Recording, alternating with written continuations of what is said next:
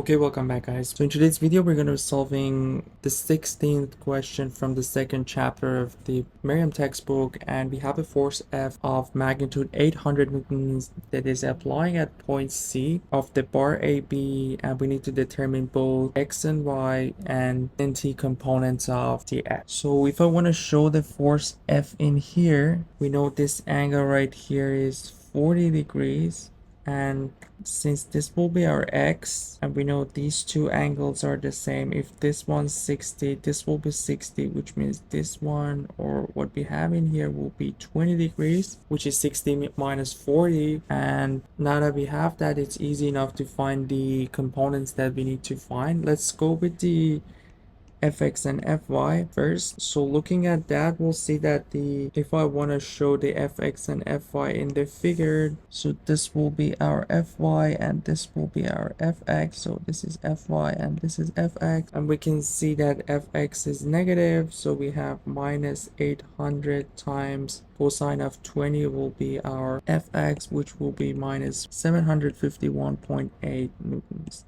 And as I said, our fy is already in the positive direction, so it will be positive 800 times sine of 20 degrees, and that's going to give us 273.6 newtons. And those are the components of x and y. If I want to show the nnt components, I'm going to show nnt components in green. So this will be our fn and this will be our ft. And we can go with the 40 degrees angle with the t-axis. So our ft will be, as we can see, our ft is negative since it says so, minus 800. And we can see in the figure that the cosine of 40 would be the t component, and that's going to be minus 612.8 newton. And our fn, I should have started with fn first, but it really doesn't matter. So minus 800 times, since the fn is also in the negative direction, in the opposite direction of n-axis, so we have a negative sign, minus 800 times sine of 40 degrees, and that's going to give us minus 514.2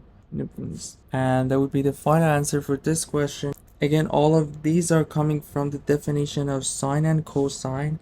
If I want to go, if we look at the right triangle that I'm highlighting in yellow for finding the fn, so we have this right triangle that we have fn on this side, and we will have ft in here, and this is our f, and we know this angle right here is 40 degrees, and that's how we find fn and ft. We know our cosine of 40 degrees is going to give us ft over f, and from here we know ft will be f times cosine of 40 degrees, and same for the sine of 40 degrees. We will have fn divided by f, and fn will be f times sine of 40 degrees. And that would be all for this question. Please make sure to subscribe to the channel, like and comment if you have any question, and let me know if you have any specific problem from the 3 textbooks that we are covering in this channel, and I'd be happy to cover that problem in the next videos. You guys take care, and I'll see you in the next video. Have a good one.